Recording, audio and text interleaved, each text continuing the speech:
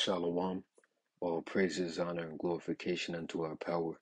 Call Halim La Alahain Nawi Yahweh Bahashem Yahweh Shai Bahashem Harakakwadash. Double honors unto the elders and apostles of Great Millstone. Salutations as well as health and wellness unto the hopeful elect of Yahweh Bahashem Yahweh Shai scattered across the earth. This is your brother Allah coming to you with another lesson. And Lord willing, this lesson will be entitled Genesis chapter 4 breakdown. Right. So and this is pretty much this isn't too deep, but there are particular verses within the fourth chapter of Genesis that, you know, um where breaking down is necessary or a necessity. So let's get right into it. Lord willing, the elect of Yahweh Bashim Yahweh shall be edified. This is the book of Genesis chapter 4 and verse 1.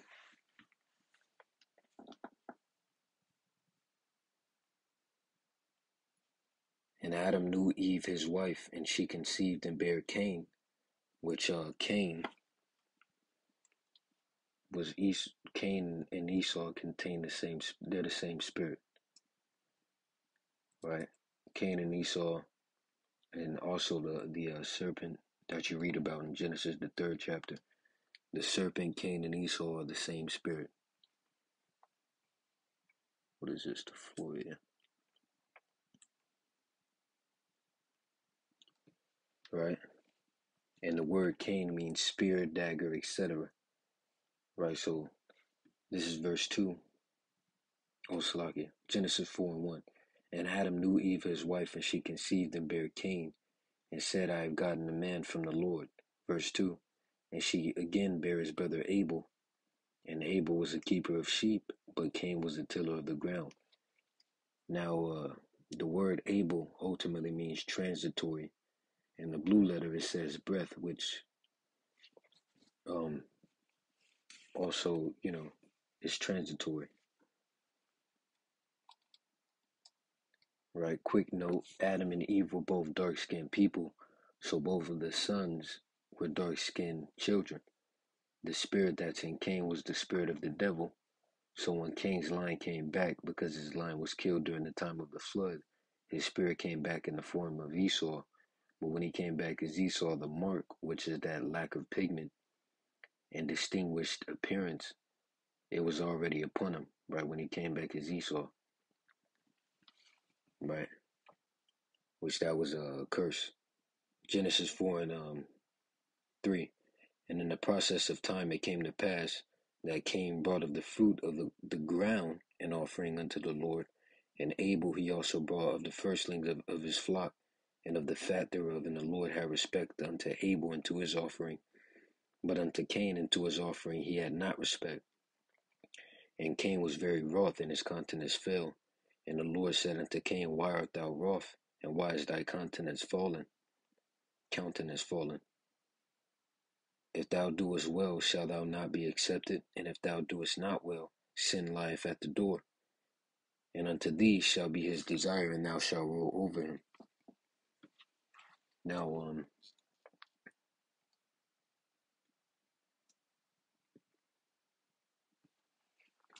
regarding verses 3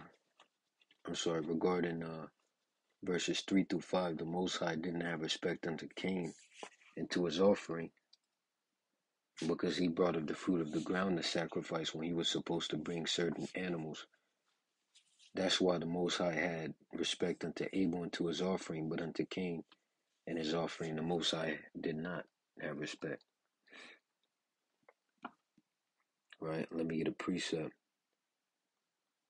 This is the book of Psalms, chapter 50 and verse 16. But unto the wicked the Most High saith, What hast thou to do to declare my statutes, or that thou shouldest take my covenant in thy mouth? Seeing thou hatest destruction, and castest my words behind thee. When thou sawest the thief, then thou consistest with him, and hast been partaker with adulterers. Thou givest thy mouth to evil, and thy tongue frameth deceit. Thou sittest and speakest against thy brother. Thou slanderest thine own mother's son. These things hast thou done, and kept silence. Thou thoughtest that I was altogether such an one as thyself. And but I will reprove thee and set them in order before thine eyes, which that's dealing with Jake being set in order before Esau's eyes. Verse 22. Now consider this, ye that forget the Most High, lest I tear you in pieces and there be none to deliver. Whoso offereth praise glorifieth me, and to him that ordereth his conversation aright will I shew the salvation of power. Right? Quick precept. So, precepts. So let me continue reading. This is the book of Genesis, chapter 4, and verse 6. And the Lord said unto Cain, oh no, you read that.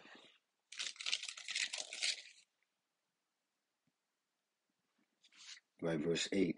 And Cain talked with Abel, his brother, and it came to pass when they were in the field that Cain rose up against Abel, his brother, and slew him. Right, he murdered him. And the Lord said unto Cain, where is the Abel thy brother? And he said, I know not. Am I my brother's keeper? And he said, what hast thou done? The voice of thy brother's blood crieth unto me from the ground.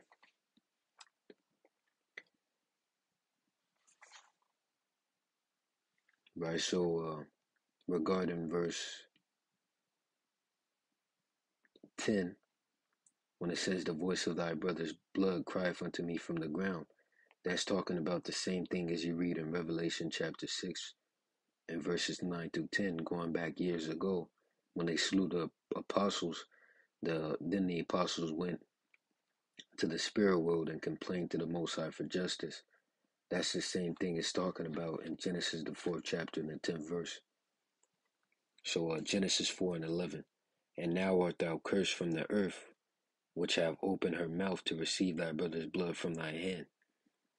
Verse 12. When thou tillest the ground, it shall not henceforth yield unto thee her strength. A fugitive and a vagabond shalt thou be in the earth. Right? And regarding verse 12, when it says, it shall not henceforth yield unto thee her strength, that's why now you have what's called GMOs being utilized, which is GMOs stand for the term GMO stands for genetically modified organisms.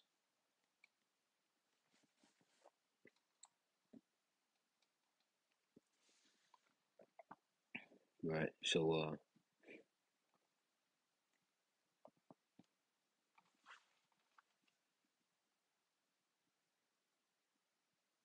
this is the book of Genesis 4 and 13. And Cain said unto the Lord, my punishment is greater than I can bear. Behold, thou hast driven me out this day from the face of the earth, and from thy face shall I be hid. And I shall be a fugitive and a vagabond in the earth. And it shall come to pass that every one that findeth me shall slay me. And the Lord said unto him, therefore, whosoever slayeth Cain, vengeance shall be taken on him sevenfold. And the Lord set a mark upon Cain. And this is that mark that I spoke about, right? The mark of that word mark. That word mark going into basically distinguished in appearance, and lack of pigmentation, going into how Esau's red, you know. And the Lord said unto him, therefore, whosoever slave Cain, vengeance shall be taken on them sevenfold. And the Lord set a mark upon Cain, lest any finding him should kill him. Right? Oh, Shalakia.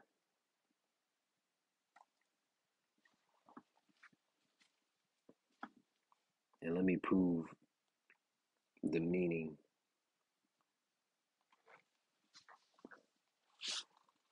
Right? Because it said, so it says, and the Lord set a mark upon Cain. So that word mark,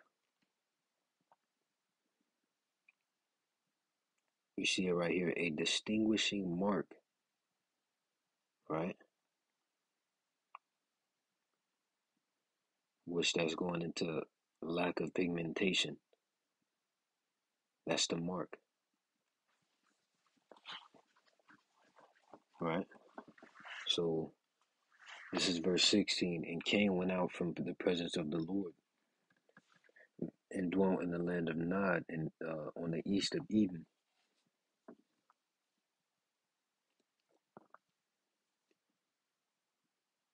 And Cain knew his wife, and she conceived and bare Enoch, and he builded a city and called the name of the city after the name of his son Enoch.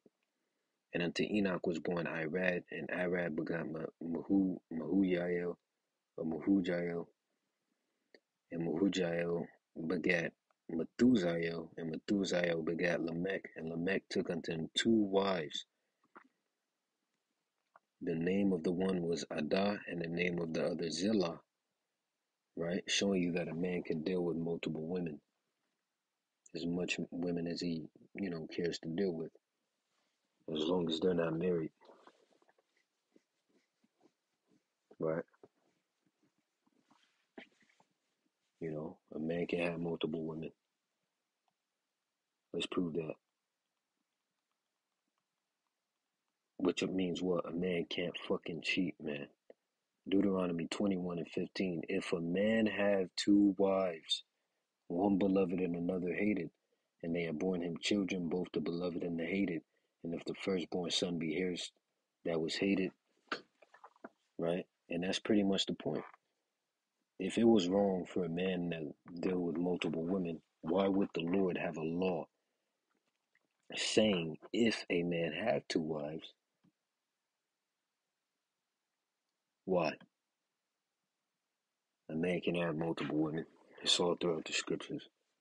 King David, King Solomon, Lamech, hey, Jacob, you know,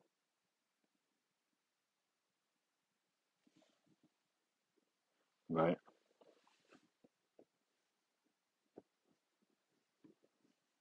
You know?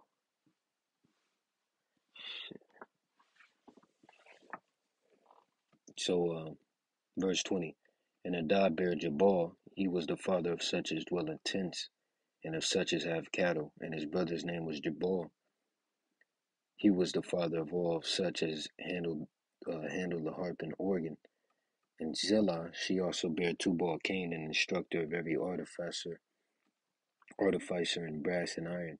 And the sister of Tubal Cain was Naamah. And Lamech said unto his wives, Adah and Zillah, hear my voice, ye wives of Lamech. Hearken unto my speech, for I have slain a man to my wounding, and a young man to my hurt. If Cain shall be avenged sevenfold, truly Lamech 70 and sevenfold. And Adam knew his wife again, and she bare a son, and called his name Seth. For the Most High said, she hath appointed another seed instead of Abel, whom Cain slew. Right? So the Most High set up Seth as that recompense for the loss which was Abel, whom Cain slew. With Seth was Abel reincarnated. So Seth and Abel were the same spirit, right? Abel went back, to the spiritual realm, and then at a point in time, the Lord sent him back down in the form of Seth, as well a recompense for the loss of Adam and Eve. So Abel was slew by his wicked brother Cain, and then his spirit went up to the spiritual realm once again, and before the Most High, and the Most High brought him back down on the earth in the form of Seth. Verse 26, Genesis 4:26, and to Seth, to him also there was born a son, and he called his name Enos. Then began men to call upon the name of the Lord, which the name of the Lord is Yahweh, and his son's name is Yahushai. So with that, hey, Lord willing, you were edified. Once again and forever, all praises, honor, and glorification unto our power. Call Halanlah, Allahayana wa Yahweh, Bahashem, Yahushai, Bahashem, Harakakudash. Double honors unto the elders and apostles of Great Millstone. Salutations as well as health and wellness unto the hopeful elect of Yahweh Bashim Yahushai scattered across the earth. See you in the next lesson, Lord willing. While Yahweh Bashim Yahushai Baba Kasha Abba Babor. While Shalom. DTA soon. Stay sharp.